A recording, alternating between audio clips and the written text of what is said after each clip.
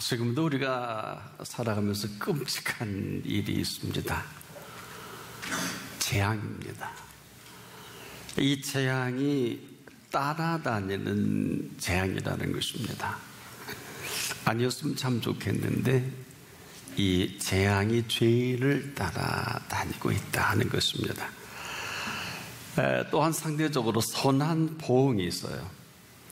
이 선한 보응은 의인에게 이른다 하고 하나님은 선언하신 것입니다. 죄인의 행과 의인의 행보가 이렇게 아주 극렬하게 나뉘고 있어요. 우리만 모르고 있죠. 죄인이 가는 길이 있고요, 또 의인이 살아가는 그 길이 있어요. 그래서 우리가 죄인이라고 할 때 우리가 아는 죄인은 아닙니다. 우리가 모르는 죄인의 그 실상을 우리에게 비춰준 메시지다.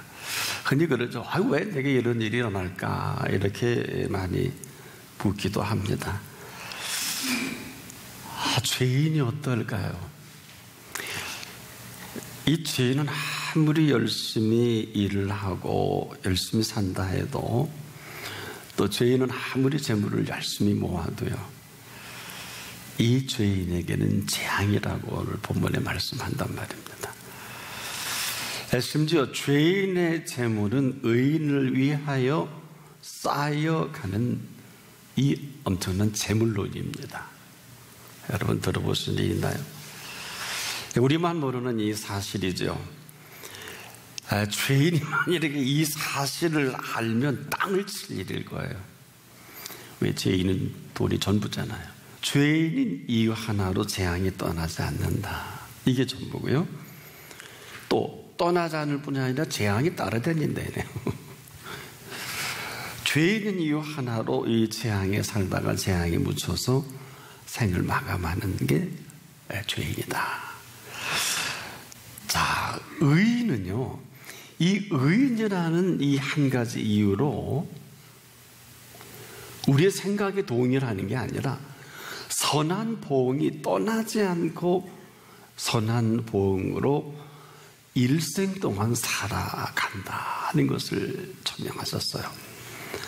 자, 여러분, 우리가 살아가면서 저나 여러분이는 숙명적인 것이 있죠.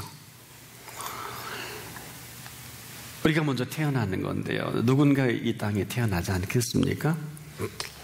그런데 태어나게 하는 부모를 선택할 수가 없어요. 숙명이죠. 또 우리가 태어나는 장소입니다. 여기서 태어난 거예요. 그 태어난 장소를 바꿀 수 없죠. 이뿐만이 아니라 또 태어나는 이 모습, 이대로의 저나 여러분의 이 모습이에요.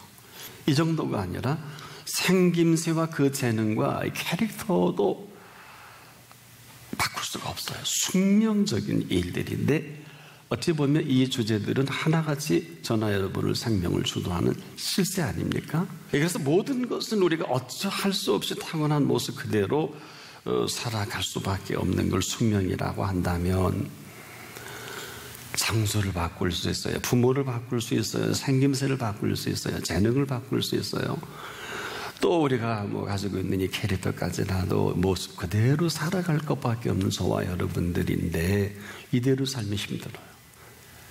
곤고해요. 고통이고. 이대로 살다가 자살도 하고 정신착란도 일으키고, 지금도 얼마나 우울증에, 어떤 통계를 보니까 우리나라 한 70%가 우울증에 걸려있다 그러더라고요. 본인들은 모른다 그러더라고요. 숙명을 어떻게 바꿔요? 그렇지 않습니까? 이런 걸 우리 마음대로 할 수 없단 말이에요. 그런데 또 하나의 숙명이 있어요.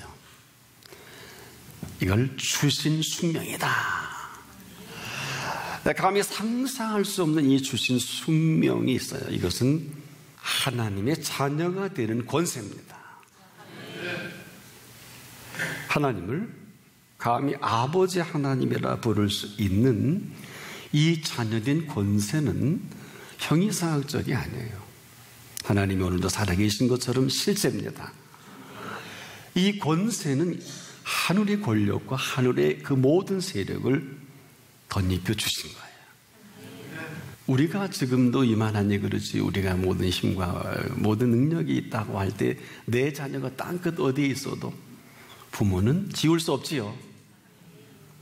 그리고 어려움을 당하면 그 권력과 그 세력을 발휘할 거예요. 그렇겠지요? 바로 이 부분이에요. 이건 형이 이상하게나 이해하기 아니라 이건 살아계신 하나님이 현실적인 이 모든 것들을 주도하시는 것만큼이나 누가 건드려요? 누가 넘볼 수 있겠습니까? 근데 만약에 그렇지 않다고 하면 점검해 볼 필요는 있어요. 믿는데 믿지 않는 거, 아는데 모른 척 하는 거. 이 하나님의 자녀된 권세는 예수 오실 때까지 우리가 소개하고 또 검토하고 확인하고 해야 될 가장 위대한 주제 중에 하나입니다. 왜? 자녀가 되어서 왜 그렇게 사세요? 라고 물어보면 답을 하셔야 돼요. 내가 나를 볼 때 아는 게 너무 많잖아요. 그럼 아니죠, 뭘. 안 그래요? 혹시 여러분이 어떤 상황에 처했을 때 이렇게 기도해 본 일이 있나요? 하나님, 내가 이래도 하나님의 자녀인데 아니 자녀답게 살아야 되지 않겠습니까? 그 흔한 얘기로 이게 뭡니까? 라하고 금식하고 밤을 새서라도 기도해 본 일이 있나요? 저는 해봤어요. 제가 이 교회를 개척할 때 아무 멤버십도 없이 개척하는데 개척이요. 장난이 아니에요. 그것도 도심지도 아니에요. 이 개척을 안 해본 분들은 이 개척이 무슨 옛날으로들은 그죠? 구덩이에 파는 개구리가 모인다고 그러는데 아무리 봐도 안 모이더라고요. 해보지 않으면 헛소리 합니다. 와도 가요. 와도 가. 그 한 영혼이 예수 믿고 제사함받아 구원함을 얻기 위해서 이 일을 하는데 제일 어려운 게 경제적인 문제예요. 자, 이 문제를 두고 제가 하나님 앞에 그렇게 하나님, 저는 개척하는데 봉투 안 받기를 원합니다. 개척교회 돕는다는 이 주제로 만일에 제가 도움을 받는다면 저도 하나님의 자녀이면서 동시에 하나님의 어마어마한 이 사역을 맡은 사역자가 봉투나 받으러 다니고 도움이나 얻어 거지 같은 목회를 한다면 우리가 성도들이 이걸 할 때 내가 뭐라고 설교하겠습니까? 라고 제가 초장부터 아주 그냥 컴플레인을 걸었어요. 왜? 그리고 나서 굶으면 죽겠다 하고 강단을 떠나지 않고 오직 기도만 했어요. 이걸 경험하지 않고 무슨 강단에서 어렵고 힘들고 정말 겨죽도 못 그리는 그분들에게 방향을 모르는 분들에게 어떻게 방향을 주겠어요? 굶는 분에게 또 저도 쌀도 주기도 했습니다만 그건 만날 줄 수도 없잖아요. 나이 먹고 살 것도 없는데 뭔가 우리에게 이 가난의 근본적인 이 근원적인 문제가 복음 안에서 해결이 안 되면 내가 힘이 있을까요? 없을까요? 그래서 지금도 우리가 어디에 몰입을 해야 될 거냐, 여러분 속에 정말 자녀된 권세로 살아가느냐, 이건 묻지 않을 수가 없어요. 이 시대에 뭐가 힘들어요? 정치가 어때요? 경제가 어때요? 좀 우리나라는 이리 보나 저리 보나 자원도 형편없고 지정학적으로 볼 때 정말 5,000년 역사 가운데 65년 동안 전쟁 안 난 때가 이번이 처음이에요. 정말 지정학적으로 전 세계에 어쩌고저쩌고 하지만 하나님이 지키신 거예요. 손 끊으면 끝입니다. 오늘도 이 설교를 하나님이 들으실 거예요.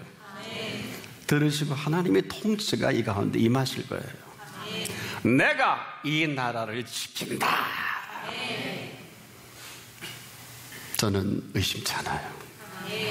그래서 저나 여러분이 오직 예수 그리스도에 하는 이유가 여기 있고요, 믿어야 하는 이유가 여기 있어요. 그리고 오직 그 말씀이 저나 여러분에게 지금도 들려져야 하는 이유이기도 하지요. 무슨 말씀을 하시든지 그대로 하는 게 맞아요. 그리스도인이라는 이 존재 자체는 사실 주신 숙명으로 살아가는 사람을 말합니다.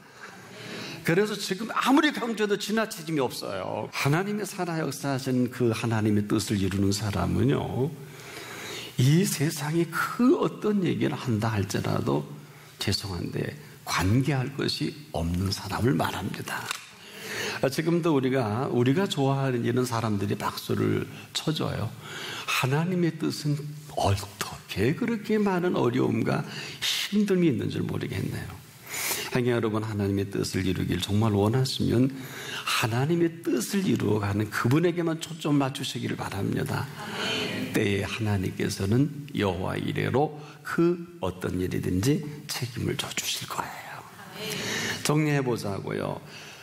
지옥 갈 수밖에 없고 멸망받을 수밖에 없는 저와 여러분들을 하나님의 자녀된 권세를 주셨잖아요. 왜? 이 세상이 어려운 거 예수님이 더 잘하셔서 먹고 마시고 있고, 그리고 내일 일을 위하여 우리가 걱정하는데 천재들이에요. 밤잠 못 자고. 그러니까 내일 일을 위하여 염려하지 마라. 내일 일은 내일 염려해라. 한날에게 여러분 그날이 족하다. 이게 보통 얘기가 아니에요. 이 얘기는 정확히 표현하면 이렇게 한번 정리해 보자고요. 오늘 내가 다 아는데 너 어겼지 않아? 오늘 일에 왜 그렇게 너 타박이 많어? 너 오늘 내가 시키는 대로 했으면 너 오늘 춤을 추고 다녀야 될 거 아니야. 그 얘기예요. 내일 오지도 않았는데 today라는 개념이 뭘까요? 오늘이라고 하는 것은 이 인류 74억이 아무도 살아보지 못한 그 오늘을 맞이하고 사는 걸 말합니다. 이 오늘 누가 알아요? 이 오늘을 맞이하기 위해서 재앙에 따라다니는 사람을 살 것이냐, 아니면 선한 보응으로 살아갈 것이냐, 여기서 결판나요. 한 번도 그렇게 생각 안 했어도 관계는 없어요. 왜? 우리의 얘기가 아닙니다. 우리의 스토리가 아니에요. 우리만 모르는 사실이에요. 아무리 해도 세상 일은 될 듯 될 듯하고 안 되잖아요. 하나님의 일은요, 정말 보이는 거 들려지는 거 만져드는 건 없는데 하나님의 일은 술술 풀려갑니다. 누가 막아요? 아무도 막을 수 없어요. 하나님의 자녀된 권세 아래 있을 때 죽어도 죽어야 할 이유가 분명하고 살아도 살아야 할 이유가 분명해야 되고, 오늘도 하나님의 통치 아래 살아가느냐 그렇지 못하느냐가 관건입니다. 이유는 천국 백성입니다. 하나님의 자녀가 되는 권세는 제일 위대한 권세 중에 하나가 천국의 백성입니다. 천국의 백성이 그렇게 사는 게 맞을까? 이렇게 묻자고요. 천국 백성이 무슨 먹을 거 입을 거 맨날 정치 얘기하고 이거 재미없잖아요. 정사와 권세와 이 어둠의 세상 주관자들과 하늘에 있는 악한 영들에게 대한 아주 분명한 선이 있다면, 하늘에 있는 악한 영들에 대한 것은 우리 힘으로 안 됩니다. 정사와 권세와 이 어둠의 세상 주관자들은 저와 여러분의 관할이 아니고 하나님의 통치의 관할입니다. 이 선을 넘지 못하면 우리가 하다가 별 일을 다 맞이할 수밖에 없는데, 오늘 천국의 백성으로 살아가는 마스터 플랜이 이 땅에는 없어요. 예수 그리스도 안에 있어요. 자, 우리가 이 사실은 숙명적으로 살아갈 은총의 삶이다. 지금 이 땅에 이렇게 많은 어마어마한 일들 가운데도 이만한 것은 이만해서 이만한 게 아니고요. 오늘 하나님의 자녀는 하나님의 자녀대로 그 갈 길을 인도해 주셔야 되고, 이렇게 정리하자고요. 범사에 하나님이 하시지 않는 일이 어디 있을까요? 그러면 범사에 감사라는 걸 찢어버려야 되고, 범사의 모든 성경 구조를 다 찢어버려야 돼요. 하나님이 지으신 세계를 우리가 범사를 빼놓고 다른 말 한다면 다른 나라 세계 살아요. 사랑하는 여러분, 상처나지 하나님 손길에 안 닿는 게 어디 있어요? 우리 그걸 믿습니다. 그걸 믿는다면 이런 기도 해보자고요.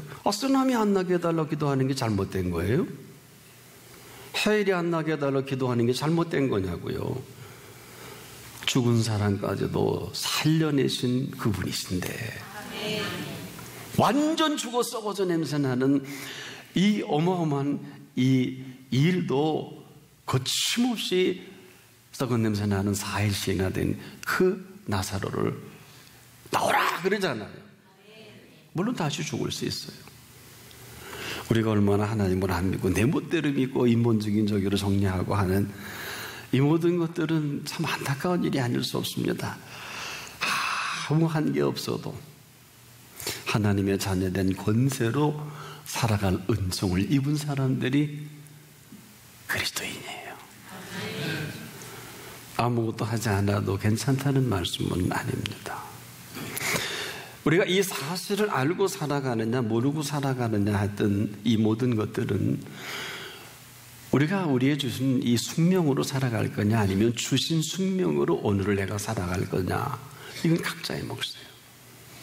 뭐 숙명대로 살아가는 이 모든 것들은 부모로부터 얻은 DNA, 게놈 지도가 이게 전부라면 영원한 생명의 DNA는 어떨 것 같아요? 현대의학으로는 연구 중인 줄 알아요.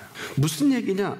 지금 잘났든 못났든 우리의 생김새가 여기까지라면 하나님의 자녀된 영원한 생명의 DNA는 어떨 것 같아요? 내 속에 영원한 생명의 DNA가 있으면 생명의 DNA대로 사는 것입니다. 어느 정도인지 아세요? 이 아버지는 이 자녀에게 언제든 모든 걸 다 쏟아 놓을 준비가 된 아버지십니다. 우리 육신의 생명의 DNA도 부모도 그런 마음이 있는데, 자, 아버지 되신 그분은 어떨까요? 아무리 재산을 강탈해 가도 20년을 기다려서라도 아들이 돌아오기만 한다면 기다리는 아버지예요. 돌아오기만 한다면 여전히 그 아버지는 그 아들의 아버지로서 불편하신 아버지가 아니지요. 이 사실을 견디기 힘들어하는 큰아들이 옆에 있다 해도 아버지는 여전히 아버지십니다. 아버지는 전 재산을 다 허비한다 할지라도 아버지는 그 아들로서의 아버지입니다. 포기하지 않습니다. 어느 정도일까요? 내 것은 다 내 것이 아니냐. 얼마든지 아버지는 아들을 위한 아버지의 길을 주저하지 않습니다. 그래서 지금도 세상에 이만한 것은 이만해서가 아니라 어떨까요? 오직 아버지의 아들이기 때문에 그래요. 정리하기 쉽겠죠? 그래서 지금도 우리가 이 세상을 정확히 볼 수 있어야 돼요. 그렇지 않으면 두루뭉실해요. 이 사실을 죄인이 알 턱이 있을까요? 몰라요. 절대 모릅니다. 죄인은 할 수 있는 게 죄인으로서 죄를 짓고 죄인으로 마감할 수밖에 없어요. 지금도 우리가 사투를 벌리잖아요. 살기 위해서. 지금 얼마나 IMF 이후로 지금 가장 어려운 때라고 경제인들이 다 우려하고 안타까워하는 이 시대에 지금 또 이런 일이 벌어진다면 하나님 보시기엔 어떨까, 이런 생각을 해봅니다. 죄인이 할 턱이 없겠죠. 우리가 지금 살아계신 하나님을 살아계신 하나님으로 거부하는 이 거부가 재앙이에요. 그리고 재앙에 따라다녀요. 재앙이어서 재앙이 아니라 그냥 그대로 재앙이면서 왜 재앙일까? 있는 것을 없다 하고 해주신 것을 해주신 일이 없다고 하면 이는 아무것도 받은 일이 없는 사람, 재앙이잖아요. 이것은 지금도 이보다 더한 재앙이 없는 것은 예수님이 이렇게 단언하셨어요. 무릇 있는 자는 받아 풍족하게 되고 없는 자는 그 있는 것까지 빼앗기리라. 무릇 있는 자가 누굴까요? 어마어마한 얘기예요. 이 말이 없어, 이 말이면 힘들어, 이 말이면 되는 게 없어, 죽을 것 같아, 이 끝나는 거 아니야? 뭐가 있어요? 왜 이 말씀을 달란트 비유 이후에 마태복음 25장 29절에 하셨을까요? 생뚱맞게도 생뚱맞은 것일까요? 한 달란트 줬잖아요. 2달란트 줬잖아요. 3달란트 준 걸 말하는 거예요. 나쁜 사람 왜 묻어도? 뭐 어떻게 하려고? 상식적으로 볼 때 묻어둬서 주인한테 항상 하나 더러 주는 거, 이게 정상 아니에요? 인류 최고의 저주를 하셨어요. 예수님이 하신 저주는 이렇습니다. 크고 게으른 종아. 악하다 그랬어요.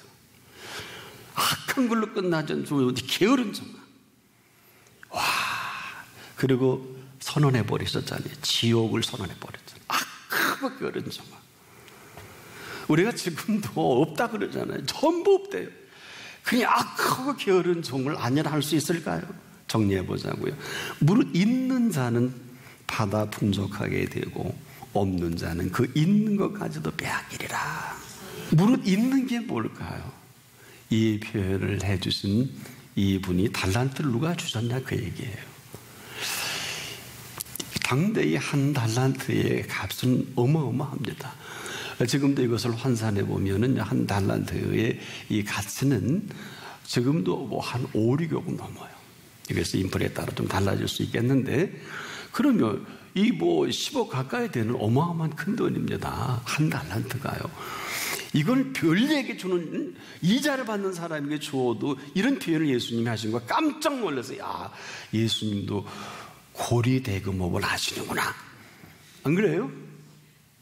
네가 차라리 묻어두지 말고. 이 표현은 지금도 너 뭐해 드려받게 이런 게 아니라 너 자꾸 해, 네 재능 갖고 하나님 영광 돌려, 너 있는 거 받지, 이런 게 아니라 주신 것 갖고, 주신 것 가지고 재능으로 먹고 살라는 게 아니라 주신 재능은 어떻게 해요? 하나님 앞에 영광을 돌리는 재능 아니겠습니까? 있는 게 뭔지 없는 게 뭔지도 혼란스러운 이것이 오늘 우리의 혼란이에요. 재앙이라면 이보다 더한 재앙이 어디 있을까요? 그럼에도 오늘 이 시간은 저나 여러분에게 자녀된 권세를 주신 그분이 살아계신 아버지 하나님이십니다. 이분 앞에 어떤 모습으로 살아갈 것인가의 선택과 태도는 내 몫입니다. 이를 알고 사는 사람, 이를 모르고 사는 사람이 지금도 오늘, 그래서 오늘은요, 다 되기도 하고 다 안 되기도 합니다. 그래서 신명기 법전에 이스라엘 백성 앞에서 잘 들으라 하시고 친히 하신 말씀이 뭐예요? 내 앞에 생사화복과 흥망성쇠를 두노니. 아무리 지금도 끝났다, 아직은 안 끝난 거예요. 여기서 저는 죽을 목숨 살아나는 거 많이 봤거든요. 그 정도가 아니에요. 오늘 망할 사람은 오늘 망할 수 있고요, 끝날 사람은 끝날 수 있지만, 그럼에도 불구하고 오늘은 어떤 시간이냐? 선택과 태도로 그 뜻을 이루어갈 지금입니다. 어떤 정도일까요? 잘 기회를 보세요. 지혜로운 분과 동행하면 지혜를 얻고, 미련한 자와 사귀면 해를 받고. 지금까지 이렇게 살아오셨을 거예요. 재앙은 죄인을 따르고 선한 보응은 의인에게 이르게 합니다. 선인은 그 산업을 자자손손에게 끼쳐도 죄인의 재물은 의인을 위하여 쌓이느니라. 여기 죄인이 없죠. 죄인이 이 소리 들으면 밤잠 오겠어요? 평생 벌어서 누구 좋은 일 시켜? 의인 좋은 일 시키는 거를 죄인이 알아봐요. 돈 버나. 아마 그걸 모르는 게 죄인이겠죠? 제가 40, 50년을 신앙생활을 지켜보니까 이 로드맵이 있더라고요. 다 되는 것 같아요. 다 성공하는 것 같아요. 하나님이 주셔서 63빌딩까지 올라가더라. 남의 거 됐잖아. 하나님이 주신 재물과 부여는 하얀 곡선이 없어요. 근데 하얀 곡선이 있는 건 뭘까요? 마지막 카드예요. 이미 재산, 재물, 재능 다 탕진되어도 겨우 부끄러운 구원이라도 받을 수 있는 마지막 시간을 준 건데, 긍휼이지요? 정리할 수 있기를 바랍니다. 아이고, 뭐 예수 믿어도 망하고 흥하고 함부로 말하지 마세요. 성경도 모르고 성령도 모르고 자녀된 권세에 대한 지식도 없이 함부로 말하지 마세요. 그러면 너블너블 되는 게 돼요, 하나님 보시기에. 그래서 내 말이 내 귀에 들린 대로 시행하리라. 이스라엘 백성이 그렇게 좋은 표현은 아니에요. 저와 여러분에게는 다시 이것을 재해석해서 예수님이 요한복음 14장 14절에 내 이름으로 무엇이든지 내게 구하면 내가 행하리라. 무엇이든지가 아니에요. 무엇이든지 예수 이름으로 구하라는 게 아니라고요.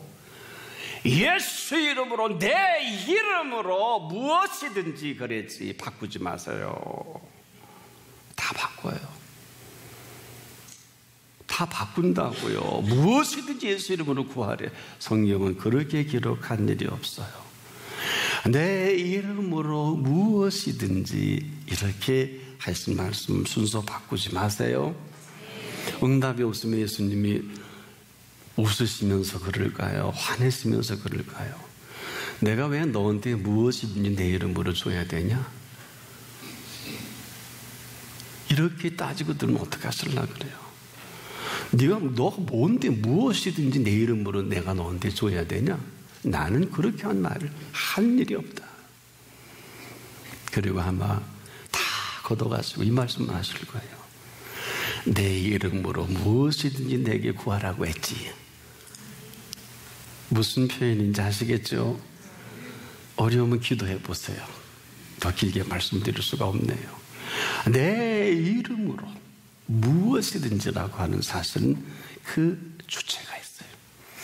오늘도 우리가 지금도 선인은 그 산업을 찾아 손손에게 끼쳐도 죄인의 재물은 의인을 위하여 쌓여가느니라. 이것이 천국의 윤리예요. 이 땅엔 없어요. 그 선택과 태도는 한 분 한 분이 오늘 이 시간이 아니면 어쩌면 다시 못 올지도 몰라요. 오늘 이런 천국의 윤리로 시작되는 생애 되시기를 바랍니다.